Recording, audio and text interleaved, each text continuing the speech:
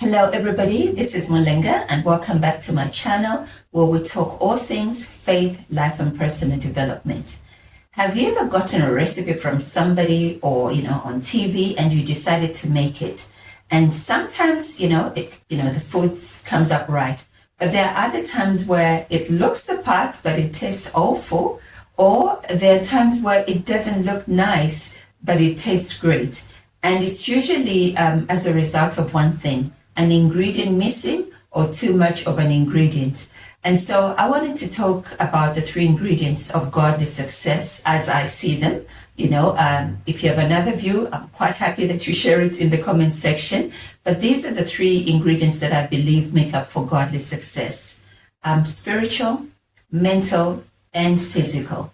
And I'm just going to use the book of Esther to illustrate that.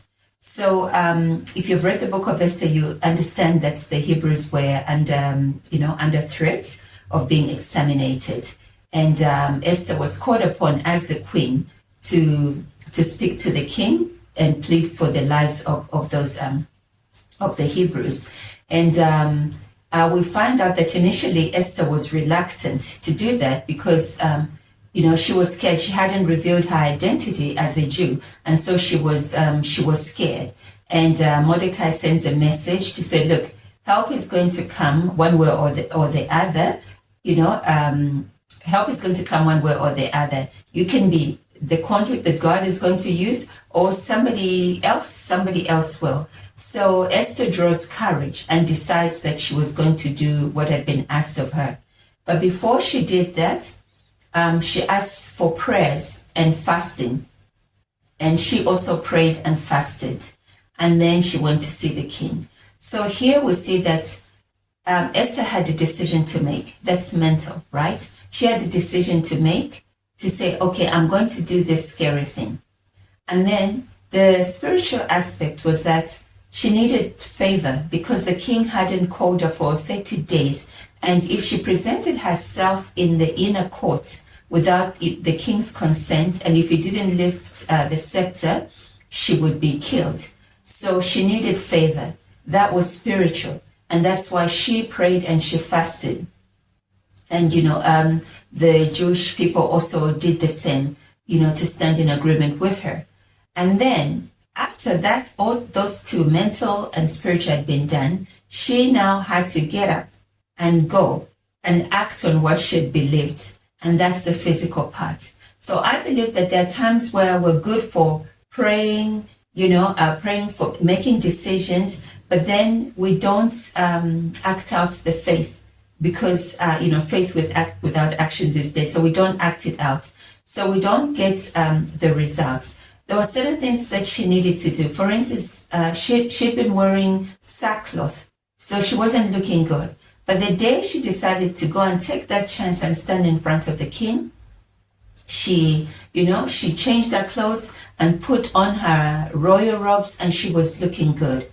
So just because we've prayed and we've fasted does not mean that we don't do due diligence. It does not mean we go wherever we need to go unprepared, or we don't do our part, because there's always a God part and there is our part.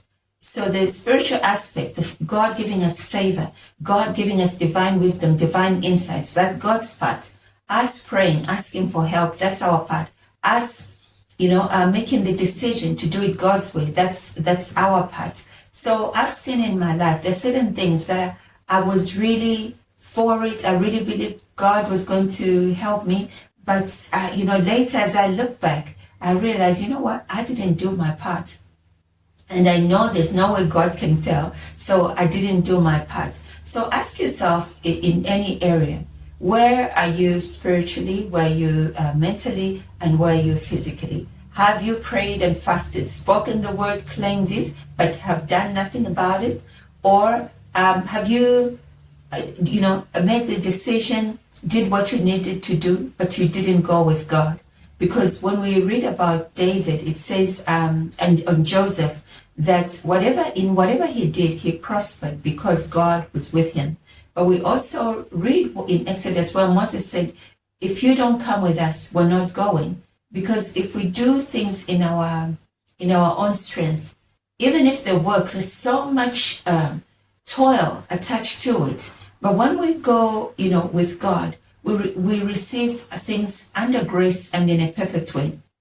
And we get the best out of the situation. Because it's possible where, let's say you buy a product and then later you find that you could have bought it at half the price. And if you had asked God, he would have shown you, the right shop and or connected you to somebody who would be able to help you. So as we trust God for godly success, as we move in our destiny and in our purpose, let's invite God in it. Let's say, Lord, is this the right time? Is this the right partner? And then only God knows the hearts of men, and only he would be able to direct you. And what is my part? And when should I do my part? Because there is also timing. It's, every day is not the right day to do some. God can say, okay, wait, you go tomorrow.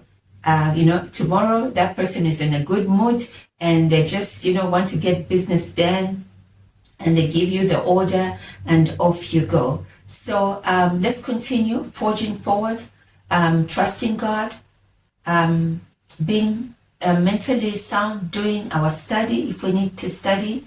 We just shouldn't expect to pass exams without studying. but of course, if there was pressure, we can ask God, Lord, give me favor with the examiner. And then let's just go out there and do our part. I trust that this has helped you, and if it did, look out for the next one. Turn on that notification bell so that you don't miss out on anything.